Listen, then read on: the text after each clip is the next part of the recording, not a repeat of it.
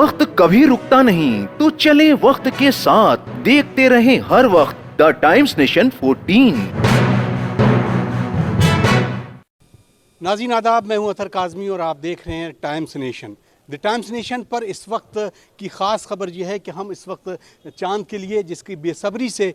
پوری امت مسلمہ اپنی آنکھوں سے ایک جانب اس افق پر نظریں جمائے بیٹھی ہیں، کیونکہ آج 29 تاریخ ہے اردو کیلنڈر کے حساب سے۔ تو آج چاند کا امکانات ویسے بھی لوگوں کے ذریعے کم تھی، لیکن ابھی کیونکہ لکھنؤ میں تصدیق نہیں ہوئی ہے اور اس ذریعے ہم آپ سے اس بابت بات کریں گے، اور خاص طور سے ماہ مبارک رمضان کی جو فضیلت ہے اس کے بارے میں بھی ہم آپ سے بات بتائیں گے، اور جو علماء اکرام نے ہم سے گفتگو کی ہے، پیش ہے اس کی خاص رپورٹ۔ رمضان المبارک کے آغاز کی مناسبت سے آج ملک بھر میں چاند دیکھنے کی اپیل کے تحت چاند کمیٹیوں نے رمضان المبارک کے چاند کو دیکھنے کی کوشش کی، لیکن چاند نظر نہیں آیا، اور چاند کمیٹیوں نے دیگر شہروں سے تصدیق کرنے کے بعد بالآخر یہ اعلان کر دیا ہے کہ آج یعنی جمعہ کے روز 29 شعبان 1446 ہجری کو رمضان کا چاند نہیں ہوا ہے، لہٰذا اتوار کو پہلی رمضان یعنی پہلا روزہ ہوگا۔ اس موقع پر اپنے اپنے پیغام میں چاند کمیٹیوں کے ذمہ داران نے ملک میں امن و امان، بھائی چارہ، رمضان المبارک کی برکتوں کے حوالے سے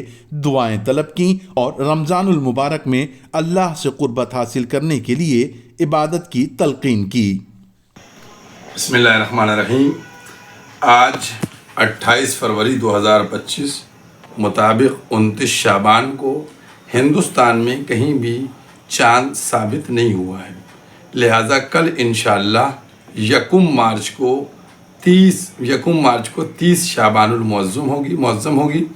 اور اول ماہ رمضان انشاءاللہ 2 مارچ کو ہے۔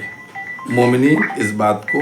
سمجھ لیں کہ انشاءاللہ 2 مارچ کو پہلی رمضان ہوگی۔ مرکزی چاند کمیٹی فرنگی محل لکھنؤ کی جانب سے اعلان کیا جاتا ہے کہ آج 29 شعبان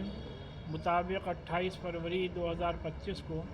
لکھنؤ یا ملک بھر میں کہیں بھی چاند نظر نہیں آیا ہے، لہذا پہلا 2 مارچ 2025 کو ہوگا اور تراویح کا اہتمام کل یعنی پہلی مارچ سے شروع ہو جائے گا۔ میں اس موقع پر تمام اہل وطن کو رمضان کی دلی مبارکباد پیش کرتا ہوں۔ اس سلسلے میں اسلامک سینٹر نے رمضان ایڈوائزری جاری کر کے مسلمانوں کو یہ ہدایت دی ہے کہ رمضان کا مہینہ سب سے مبارک مہینہ ہے، اس پورے مہینے کو عبادت میں گزاریں، اور ہر عاقل بالغ مسلمان مرد اور عورت پر روزے فرض ہیں، لہذا روزوں کا ضرور اہتمام کیا جائے، اور اس بات کی بھی کوشش کی جائے کہ افطار میں غریب اور غربا کو ضرور شامل کیا جائے، اور اسی کے ساتھ ساتھ سحری کرنا سنت ہے، اس کا اہتمام ہو،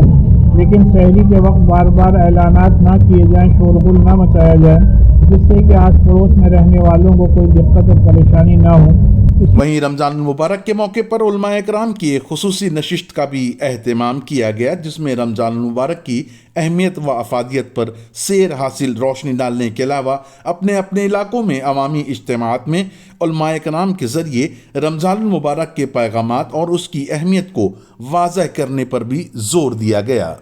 دیکھیے، پروردگار کی طرف سے یہ ہم کو بہت اہم تحفہ دیا گیا ہے کہ جس میں ہم جو ہیں اپنے لیے بھی دعا کریں، اپنے بھائیوں کے لیے بھی، اہل وطن کے لیے بھی، اپنے ملک کے لیے بھی، اور عبادت غریب سارے فوائد اس ماہ رمضان مبارک میں، چونکہ اس مہینے میں قرآن کریم نازل ہوا اور پروردگار عالم نے اس مہینے میں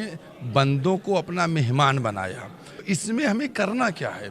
اس میں ہم کو سب سے اہم مسئلہ جو ہے کہ جو 11 مہینے میں ہم سے خطا سہو ہوئے ان کے لیے ہم توبہ اور استغفار کریں، اس کے بعد غریبوں کی مدد کریں، دعائیں، چونکہ یہ برکت، رحمت، فضیلت کا مہینہ ہے، تو اس میں ہم جو ہیں بہت فائدہ اٹھا سکتے ہیں، اور پیغام ہمارا صرف یہی ہے کہ ہم زیادہ سے زیادہ عبادت کر کے اللہ سے تقرب حاصل کرنے ہیں۔ اگر اللہ سے تقرب اور قریب ہم ہو گئے تو پھر اس کے بعد ہمیں پروردگار وہ توفیق دے گا کہ نہ ہم سے کوئی خطا ہوگی نہ سہو ہوگی۔ خلوص دل کے ساتھ اگر ہم پچھلی غلطیوں کی توبہ کر لیں، کیونکہ پروردگار عالم نے اس مہینے میں شیطان کو قید کر لیا ہے، جنت کے دروازے کھول دیے ہیں، جہنم بند ہو گیا ہے۔ ماہ مبارک رمضان کی سب سے بڑی خاصیت یہ ہے کہ اس میں ہر عمل باقی تمام 11 مہینوں سے کہیں زیادہ फजीलत रखता है। रवायात में है कि अगर एक इंसान इसमें एक आयत कुरान की पढ़े तो उसके लिए एक कुरान ख़त्म करने का सवाब है जो बाकी महीनों में मसलन पढ़े। इसी तरह नमाज, इसी तरह दीगर उमूर। उसी में जो अच्छी बात आपने बोल की कि बेहतरीन मौका है कि हम उस तबके तक जाने की कोशिश करें और पहुंचने की कोशिश करें जो मसलन नेमतों से ज़ाहिरी तौर पर महरूम है। और शायद रोज़े के फ़लसफ़ों में से एक फ़लसफ़ा ये भी हो कि जब इंसान भूखा होता है तो उसे दूसरों की भूख का भी एहसास हो, जब प्यासा हो तो उसे दूसरों की प्यास का भी एहसास हो। शायद एक फ़लसफ़ा ये है। और बेहतरीन मौका है कि हम इसके ज़रिए से इस महीने में जब अमल अगर इसी तरह से करना चाहें तो अमल का सवाब भी इसमें ज़्यादा है और ये मौका भी बेहतरीन है कि हम इसमें ये अमल अंजाम दें, खुसूसन